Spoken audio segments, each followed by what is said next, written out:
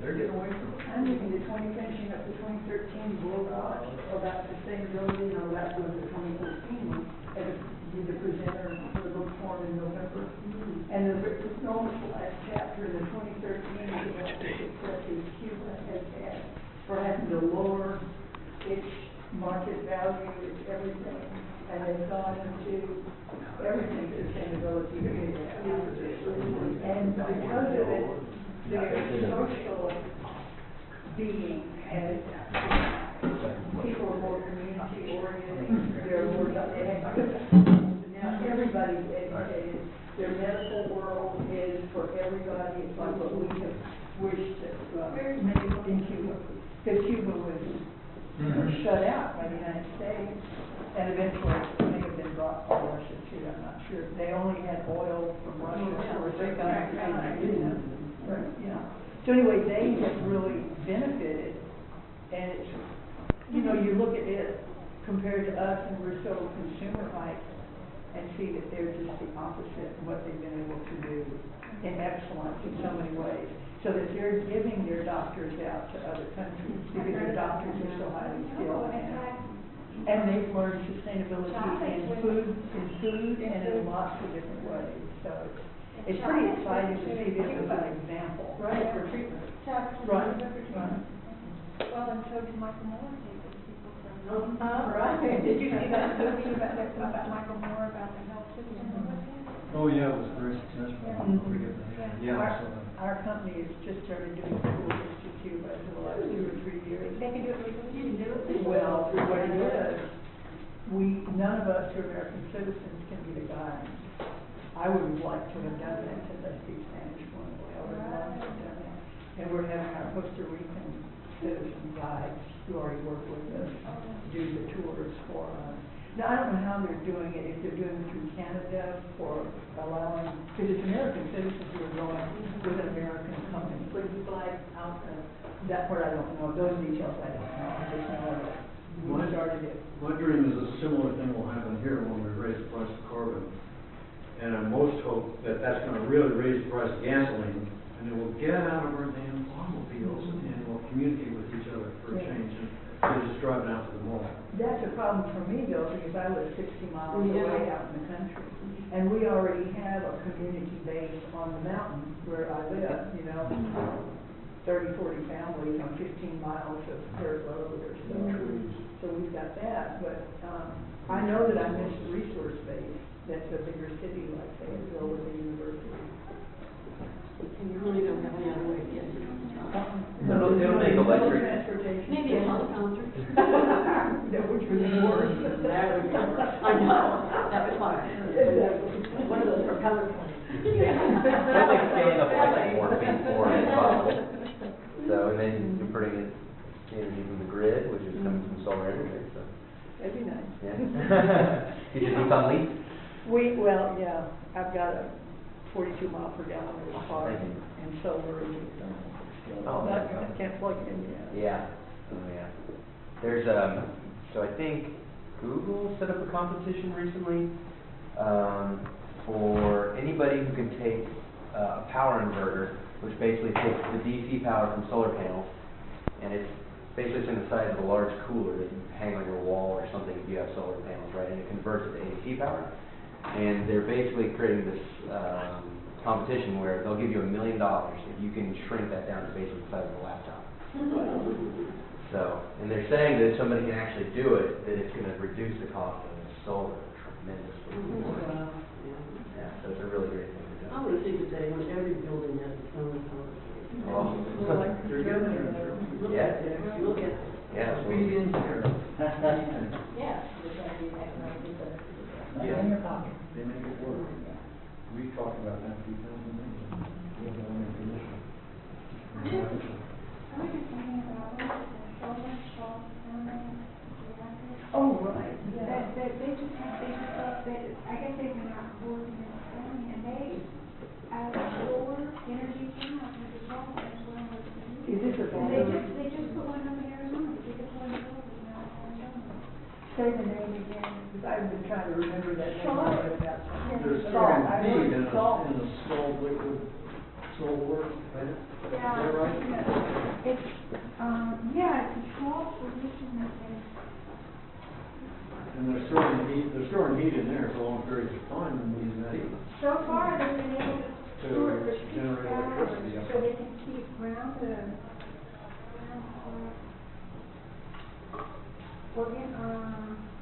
molten salt solar thermal plant. Mm-hmm.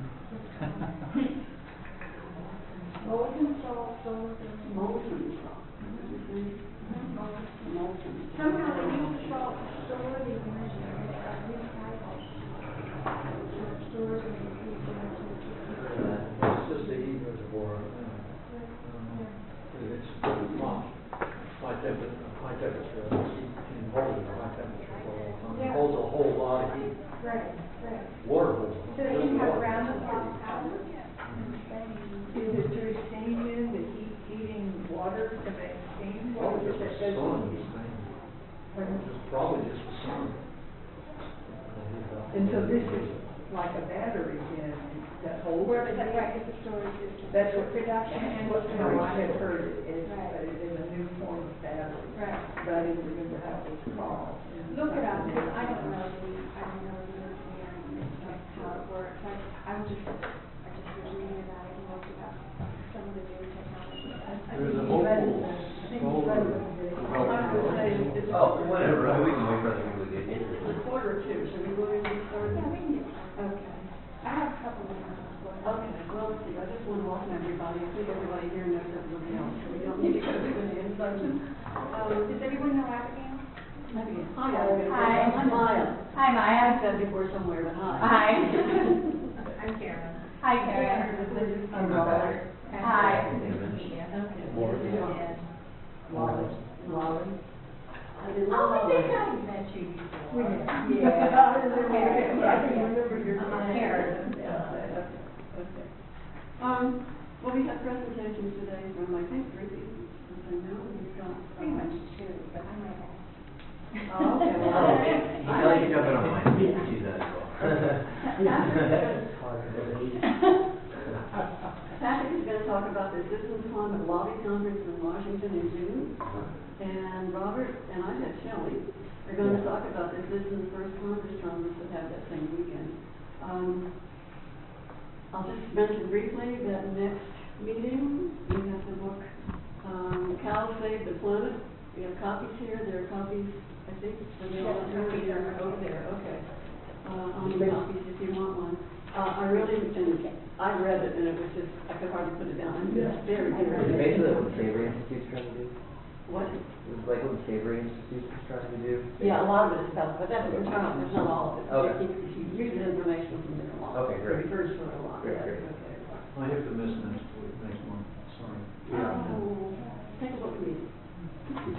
No. I'll think about it. Is there anything else that we need? I've got you. There's one thing I'd like to bring up. We're small in numbers today. People may come in late. But if those of us who were here last time, we had a gentleman who joined us who was very disruptive. If you remember this here. If he comes again, I just would like some help in dealing with him. And my conclusion was after the last time I noticed, I think at one point he said, I can't stop talking. And I think he really was serious. I think it's really a difficulty he has, that he literally cannot stop talking. And I noticed at one point that if we just keep talking over him, we can do that. When that's very rude, we're all trained never to do that. But I think in this case, it works. Just keep doing what we're doing and just talk over him. And he will do his thing and we can just keep going. So anyway, I'd like to be kind to him, but at the same time, we can't let him hijack the meeting. So let's find a balance in between it. He may not come back. Announcements. I have two announcements. One, everyone, if you don't get the time, get it online. There's an extremely important article on the front page of the Times today. Rules aimed at coal. It's very well written. It quotes Glenn Hook, and right on the front page it says that climate change is basically human caused, and that 97% of scientists agree with it. and that we have to do something in Arkansas about it because we have not done enough in the past. In fact, when other people were reducing coal plants, we added to. Yeah. And so we have to do something about that now. They were warned, they were really warned, all the liberals on the Global Warming Commission warned them about the turret plant. Don't go for this because you're gonna regret And they it. added one It's point. not needed, you've got to use natural gas and other things. I have a question about that. I'm in a letter writing deal with Ray Boaz, who's the president of Tri-County Electric. And I want to write him back. He did the gracious thing and answered my letter when I told him we need to start thinking of, the revenue neutral carbon tax. Are you coming to the meeting on Wednesday? Yes. We'll talk about it. Okay, I'll ask him. Thank you. And the other is that we're having a meeting Wednesday night at 7 at OMNI, and Karen and Patrick and Abigail and Robert is coming. You're not coming, Rachel, no. It's an important meeting, and we're going to be talking about how we're going to be doing what we really do. Everybody's welcome. Louder. Everybody is welcome to our CCL meeting, our Citizens Climate Lobby meeting at 7 o'clock at OMNI on Wednesday night, this Wednesday night. Okay, if you all decided, any other announcements, anybody, anything like that, Let me just toss in the resolution coming before the city council Tuesday. It's a human rights resolution that needs support. It's not environmental or civil rights. That 6 o'clock Tuesday at the city hall, Fayetteville is adopting a resolution, hopefully without a huge amount of opposition. That support for this resolution would be really appreciated. So the second reading will be this Tuesday. The third and final reading will be on the 19th. have you decided who's going first? Patrick. And, Okay, you're on, Patrick. okay, we have a thing we have to run together, so we're gonna jump after the presentation. We've got conflicting engagements, but, okay, so just, is it all right if I just stay sitting? See the whole thing? Okay, cool. Where do you look at this? Yeah, look at that. Oh, actually, that's good. So I'm gonna pass this around too. This is, the info packet that I got when I first got there, in DC. So everybody's familiar with CCL and the work that Citizens Climate Lobby is doing, right? Pretty straightforward, so carbon tax. And so this is a national event in Washington, D.C. from June 22nd through the 26th or 27th, roughly, depending on when congressional meetings were. Obviously, the main focus was meeting with your members of Congress from your state and trying to start a dialogue or somewhere along the path of convincing them to adopt some sort of legislation for a carbon tax. And we met, the entire group met with some 470 plus members of Congress of the 538. So, pretty impressive. I mean, we had over 600 people show up. So I'll be passing this around. I'll just start over here. Robert. It's got all the info, the breakout sessions. It's got requests to members of Congress of things we would leave with them, saying, hey, take a look at this. This has more information for you. It's got meeting notes in there. It's got revenue report, summaries, a whole bunch of stuff that you get at the beginning, just so everybody can have an understanding of what was going on. Did you bring any more? I did not, but we could probably scan copies if people want. Okay. So, start on the 22nd, the picture I took, and June 22nd, this is a picture I took on the following Tuesday, which is when the meetings with Congress actually started. And I was going to put a different photo up at the beginning, but I thought this was more poignant given that it's Congress blocking out the sun.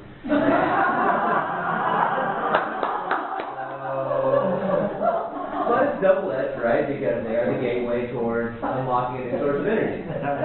But then I call it progress and repose. Right. But this is a photo we took, so you can go back and look at previous years' group photos from this national event, and it has grown absolutely exponentially. It's been fantastic. This year was over 600 members. The year before, Shelley, how many did you have? Yeah, 300, the year before that, 100 and something. So, I mean, it's just growing I think we had fantastic. maybe 360. Yeah. Yeah. So it's just been growing. We're expecting over 1,000 next year is what the current estimate is.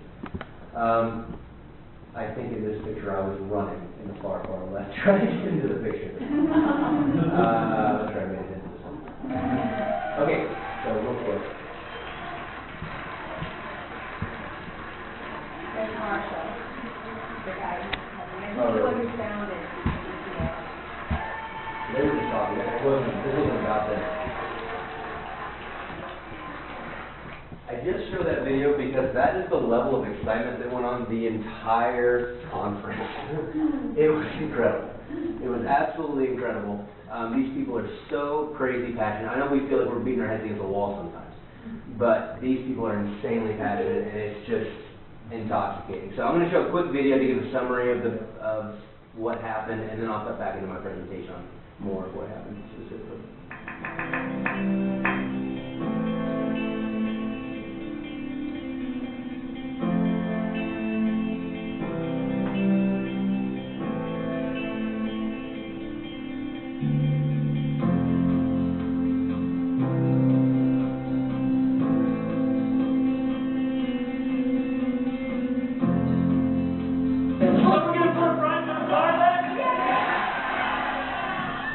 With the time and energy that I have, what could I be doing that's more important than this right now? There's nothing. You know, I mean, everything tells me that all roads lead through Washington, and CCL puts people to work making a difference all the time. And it's not, you just have to wait in between, 6 months in between an action or a protest or something like that. And it's all positive. Every victory we have against our own powerlessness just rocks the world to me. This is good for our economy. What the rest of the world's doing is irrelevant. The prisoner's dilemma means that the game theory just doesn't matter anymore, because our optimal strategy is to do it anyways. It doesn't matter what they do. We are going to win this thing. We're going to win it sooner than everybody thinks.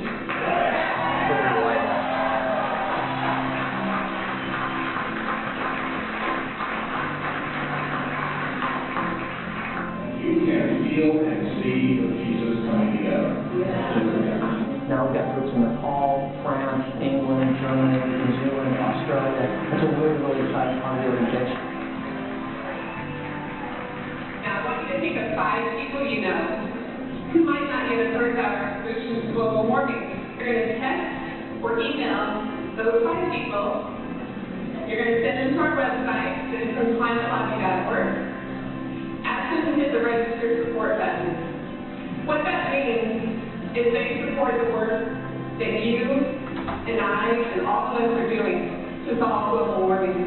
It's very easy in today's world to be cynical of politics and government. It gets harder when not only you go meet with your member of the House or your senators, but you also see hundreds of people doing it at the same time. It's hard to maintain the argument that people don't have access to their government, and we want as many people to have that experience as possible.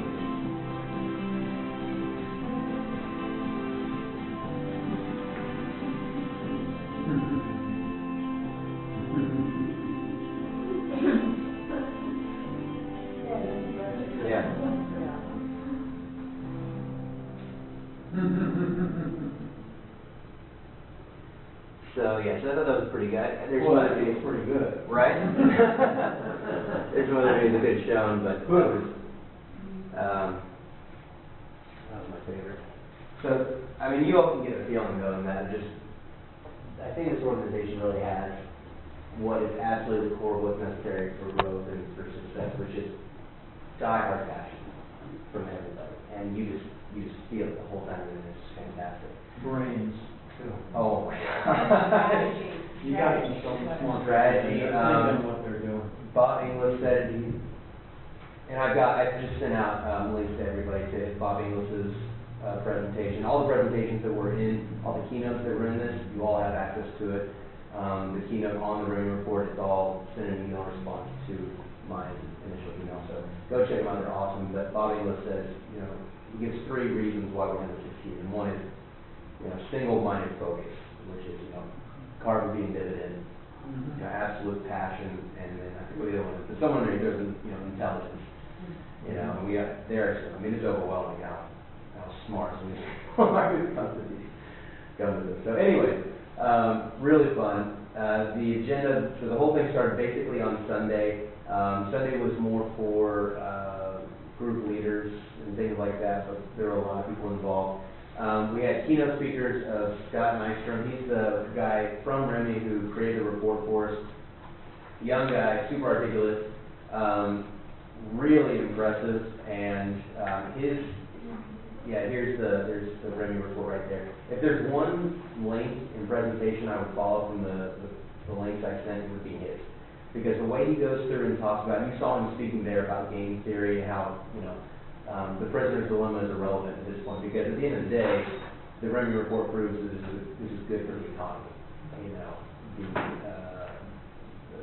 the environmental side of it is almost like a secondary motivation, and it was an economic model that the REMI report set out to prove. So it's a great presentation. Tara Ritter, she's really going to be important for us to watch Shelley before we go and talk to Senator Bozeman again, because hers is all in agriculture, and I forget who she's with specifically, but I mean, her presentation is all about this is happening not only on a macro level, we're noticing it in models, but we're having farmers and individuals come to us telling us, why aren't we doing things about climate change? And so her presentation is extremely powerful for Arkansas. And you know, talking about how this is an economic issue versus an environmental issue. We already know with the REMI report that carbon fee and dividend nullifies that argument, but in addition, we've got the added incentive of we have to do this for our agriculture here, or we're going to be facing pretty severe consequences. I have a question. You said these are all these talks are on the website on the All these, I just sent a response to my email on the book forum. And I just said, here are the links, and I just got about 7 or 8 links. You'll see them at the end of this. But, but they are on the website? No, they're separate. I looked them up on YouTube. Some of them aren't even official. Like Bob Inglis's presentation, he basically pulled from a 2013 TED Talk he gave in Jacksonville. So I just used the Jacksonville one because it's a little bit cleaner. So, and then I got a piece on there from Stephen Colbert. The breakout sessions were amazing. You can see in that packet that I've handed out the top laminated booklet there. It's got all the different breakout sessions. I went to several, including state level carbon tax initiatives and fundraising initiatives. There's so much going on. This whole thing is just absolutely jam-packed. And then we had regional and state planning strategy sessions. It was just phenomenal. So, in addition, President Obama was in the same hotel that we were in the whole time. It was really cool, and so there's all sorts of Secret Service going around, and the guys with the earpieces in and everything. It was a weird, strange combination of Secret Service and then a boatload of World Cup fans everywhere. It was so weird, and then CCL. And so then across the street was Chipotle, and literally stopped in Chipotle and then walked past. And then some 10 minutes later, President Obama stopped in and ate at that Chipotle. I was so bummed. But I don't know if you all saw this on the news, but there was this huge thing about how then he reaches over, Obama leans over to Chipotle and sees guard, infuriates nation. It was this whole huge deal. That's what the Stephen Colbert thing is about. The Nation magazine. Yeah. Correct. I think Colbert mentioned something about how proves he doesn't care about border control. So anyway, so that's the prep. The lead up to it was just overwhelming. There's so much going on, but then the actual meetings, I should believe this is apart. But the actual meetings, I met with back to back, all on Tuesday. Mark Pryor, then Steve Womack, then John Bozeman, and Tim Griffith. And if you can see, it goes center rep. And so what that means is you got the Capitol building in the middle, and then you got the offices on either side. Senate's on one side, the House is on the other. So it's back and forth. Yeah, exactly. So just a quick summary on what happened. I won't go into all of the details. I'll just kind of give a recap of everything all together. But basically, the great news is nobody is denying science. as far as we spoke to, nobody is coming out and saying, I just don't believe it. Even Senator Bozeman, who we know recently, it sounded like was very much in the court of this been happening. The first thing that his aide told us was, we don't deny the science. We're not arguing that. What's happened? Any ideas? I've noticed the same thing. I know it's always been irrefutable, but I think it's somewhat similar to, you know, marriage equality, at least as far as my opinion goes. It's just becoming too overwhelming. It's not popular anymore to resist it, really, you know. Even young conservatives understand that it is what it is, and there's no point in arguing it. And I think maybe that, you know, like you say, the congressmen and women follow their constituency, and after a while, just why? I met with Bozeman about 3 years ago, and I met as a representative of Innovative Community, and he was at that time pretty receptive already. Really? And, you know, we sat down, we talked for about 30 minutes, and he had backed up appointments, and we were still sitting in his office. That's fantastic. Yeah. Have oil companies backed off the fossil fuel industry? Have they backed off? I don't see as many ads on TV, it's just a feeling on that. Yeah, I don't know. You know, the interesting thing is many of them already, in their forecasting models, their profitability analyses, already account for a carbon tax. Great. Really? Great. Yeah, I don't think I got that with you, but the organizations that Bob Inglis is associated with, I'm trying to think of I mean, they're huge. We're talking Chevron, Shell, Walmart, ExxonMobil, you know, I think the former CEO of ExxonMobil basically stated that it's needed, that we need this, you know, we need a fee on carbon. So. Yeah, the CDP has found that at least 29 companies, some with close ties to Republicans, including ExxonMobil, Walmart, and American Electric Power, are incorporating the price on carbon. Are incorporating the price on carbon in their long-term financial. So they're already passing. either they're planning for it or they're hoping for it, you know, but at the very least they are planning for it. Many of the large corporations, it's something I think we need to promote more. And these companies are fully aware that it's a possibility and have built that in, and they're still making a profit even in their independent internal forecast. Well, and then a lot of them are interested because of their investments in natural gas. Yes, that's it. That's what Bozeman was interested in. Yes, Bozeman was interested. So, real quick, Mark Pryor, we all know the situation that he's in. His unspoken comment from his aide was, if Bozeman supports, then I'll support it. You know, he can't really separate himself out at this point, but they point blank said, we would prefer this over EPA regulations in Gateway. Mark Pryor, Steve Fairman said that, Yes. Mark Pryor. Yes. That's a strong argument. It is. We didn't even ask him. We said, we know what you are coming for, and we would love to support something like that. He said, go drum up support. So, Womack's office, we met with his aide, and she was, from Womack down, everybody was initially extremely skeptical, if not downright disinterested.